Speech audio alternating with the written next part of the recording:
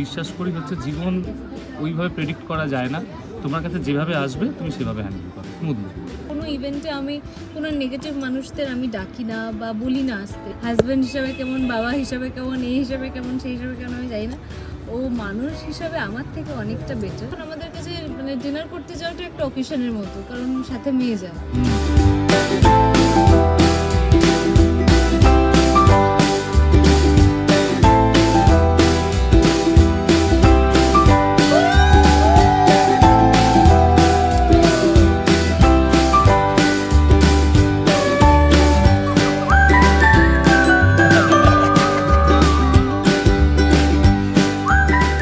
Preparation বলতে যে প্রথম কথা শুটিং থেকে একদম ছুটি পাইনি।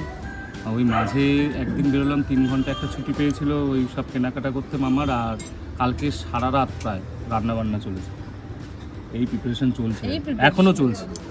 কাজের মধ্যে আমি 20% সামলেছি, বাকি 80% ওই সামলেছি।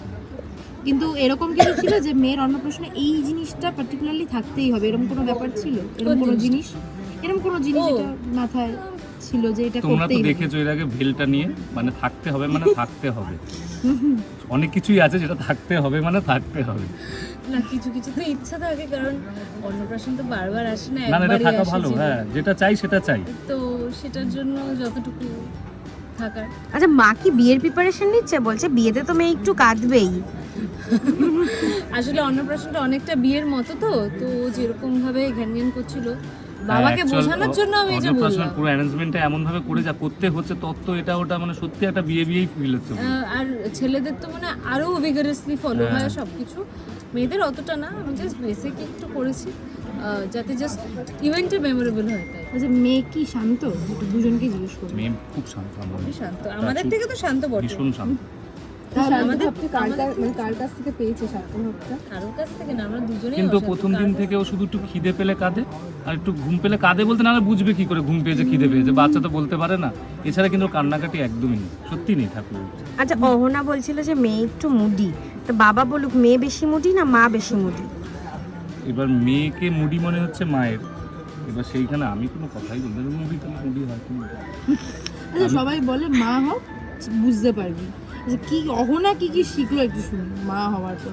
শিখিনি, মা বুঝতে পেরেছে যে লাইফটা আরো এনজয় করা যায়, লাইফটা মেয়ের সাথে আরো বেশি করে স্পেন্ড করা যায়। এখন আমার কাছে আগে যেরকম ডিনারটা আমাদের কাছে খুব ক্যাজুয়াল ছিল, কারণ আমরা প্রায় উইকে 2-3 বার ডিনার করতে যেতাম। কিন্তু এখন আমাদের কাছে মানে ডিনার করতে যাওয়াটা একটা অকেশনের মতো, কারণ সাথে মেয়ে যায়। তো লাইফটা আরো বেশি স্পেশাল হয়ে গেছে। অনেক কিছু গোল আছে লাইফের, সেটা আরো আমাদের এইমটা আরো সঠিক দিকে হয়ে গেছে। আমরা জানি যে আমরা লাইফের থেকে কি চাই, আমরা ক্লিয়ার হয়ে গেছি লাইফের ব্যাপারে। সেটাই হয়েছে, এটাই এবং দুজনকে জিজ্ঞাসা করবো। হ্যাঁ বলো না। না এমনি আমাদের বিশেষ কিছু সত্যি পরিবর্তন হয়নি। কারণ আমি একটাই কথা বিশ্বাস করি হচ্ছে জীবন ওইভাবে প্রেডিক্ট করা যায় না। তোমার কাছে যেভাবে আসবে তুমি সেভাবে হ্যান্ডেল করো স্মুথলি।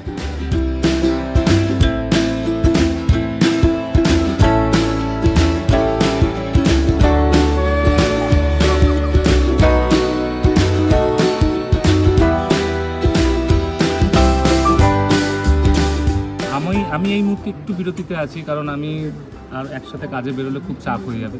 ওর কাজটা তো সত্যি ওর হেক্টিক শিডিউল থাকে সারাদিন, মানে সকালবেলা বেরোয় রাত্রিবেলা ঢোকে, দুজনে বেরিয়ে গেলে একটু চাপ। তো আমি একটু ছুটিতে আছি, তাই মেয়েকে আমি এই মুহূর্তে দিনের বেলাটা আমি সামলাচ্ছি। আর আমি রাতে এসে 2 ঘন্টা। আচ্ছা, এই যে মীরা যে বইটা ধরলো, কার টেনশন বাড়লো, মার না বাবার? কারণ কারণ আর টেনশন বাড়বে। মা কি এখন বলছিল বই ধরেছে, তখন? আরেক বছর পর বই নাও ধরতে পারে। পরে টাকাটা ধরেছে। ও যা ইচ্ছে ধরুক, ও টাকা চাইলে টাকা ধরুক, বই চাইলে তাহলে বই বই ধরুক, যেটা ইচ্ছা। ও হ্যাঁ, যা ইচ্ছা তাই ধরুক, ওর ফুল ফ্রিডম আছে। নিজে হ্যাপি থাকার জন্য ওর যা ইচ্ছা তাই। একদম যেটা জিজ্ঞেস করবো, গায়ে হলুদের সময় দীপঙ্কর দা যেটা বলে যে ঠাকুমার তরফ থেকে এবং মায়ের নামেই মেয়ের নাম দেওয়া, এইটা কতটা আজকের দিনে দাঁড়িয়ে, মাকে তো সবসময় মানুষ মিস করে, কিন্তু আজকের দিনে কতটা শূন্যতা? দেখো, বিশেষ করে নামটা রাখার পিছনে বিশেষ কারণ হচ্ছে, মানে আমরা সবসময় যে উনি আমাদের এতটাই ভালোবাসতেন এবং ওনার আমাদের সাথে থাকতে ওনার এতটাই ভালো লাগতো, যে কারণে আমি চেয়েছিলাম আর দুজনেই চেয়েছিলাম যে ওনার নামটা যেন সবসময় আমাদের সামনে থাকে। যে কারণে ওকে ওনার মানে মায়ের নামেই দেওয়া মীরা। আর যেটা হয় আমার প্রত্যেকটা অকেশনে একটু চোখে জল চলে আসে, আমার শুধু মনে হয় যে মা থাকলে কতটা এক্সাইটেড থাকতো, তো এটা ভাবলেই আমার একটু কান্না পায়। আশীর্বাদ করবে নিশ্চয়ই। হ্যাঁ হ্যাঁ, মা সবসময় সকালবেলায় দেখেছিলাম যখন প্রসাদটা মুখে দেওয়া হচ্ছিল তখন একটু চোখটা ছলছল তুমি বলছো এখন করছিল। আমার কান্না পাচ্ছে। অহনাদি তোমাকে অহনা তোমাকে যেটা জিজ্ঞেস করবো, অনেক প্রতিকূলতার পর এতটা ভালো একটা দিন, তো কি বলবে সেইটা তোমার কাছে কতটা পাওয়া? কারণ অনেকে অনেক কথা বলেছে, অনেক কিছু ফেস করেছো।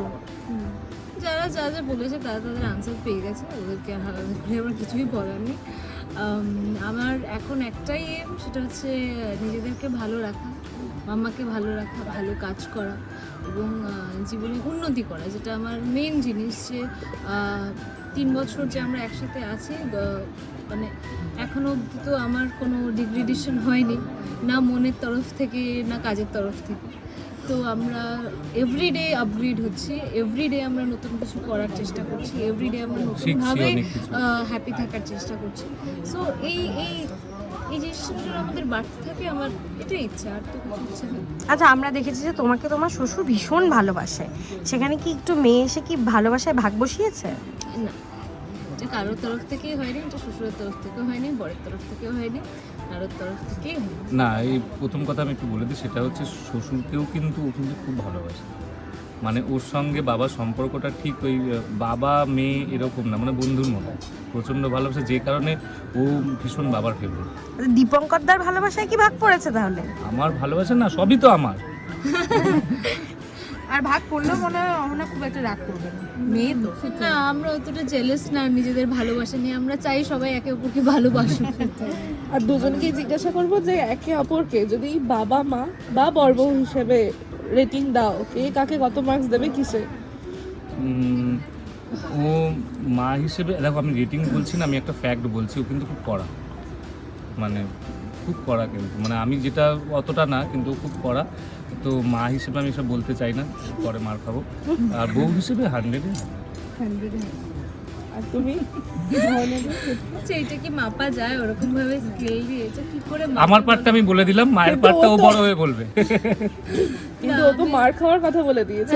মার খাওয়ার কথা বলে দিয়েছে, ও সবসময় এটা বলে। কিন্তু আমার কথা হচ্ছে যে আমি না ওরকমভাবে, আমি সত্যি আমি হাজব্যান্ড হিসাবে কেমন, বাবা হিসাবে কেমন, এই হিসাবে কেমন, সেই হিসাবে কেমন আমি জানি না। ও মানুষ হিসাবে আমার থেকে অনেকটা বেটার, তো সেটা দেখে আমি বুঝতে পারি যে ও সব কিছুতেই আমার থেকে অনেকটা বেটার হবে। তো অবভিয়াসলি আমি আর এটাকে কীভাবে কোন নাম্বার দিয়ে মাপবো? শেষ করব, দর্শকদের কি বলবে? আনন্দে থাকো, আনন্দে রাখো, খুব হ্যাপি থাকো, সবসময় পজিটিভ থাকো লাইফে। তারা কিন্তু মীরাকে খুব ভালোবাসে। ফ্যান বেস জানি না, মানুষের আশীর্বাদ দেখতে পাচ্ছি, বুঝতে পারছি আর ফিল করতে পারি আমি যে একটা খুব পজিটিভ ভাইবস ওর আশেপাশে আছে। আমি তাই না, আমি কোনো ইভেন্টে আমি কোনো নেগেটিভ মানুষদের আমি ডাকি না বা বলি না আসতে, সত্যি তো মানে আমি ভীষণভাবে চাই যে যারা যারা আসবে তারা সবাই মন থেকে আসুক, একটা পজিটিভ ভাইব নিয়ে আসুক। তো ওটাই একমাত্র কারণ যে মাম্মা এতটা পজিটিভ, এবং তোমরা সবাই আশীর্বাদ করো যেন এরকমই সুস্থ সুন্দর থাকে।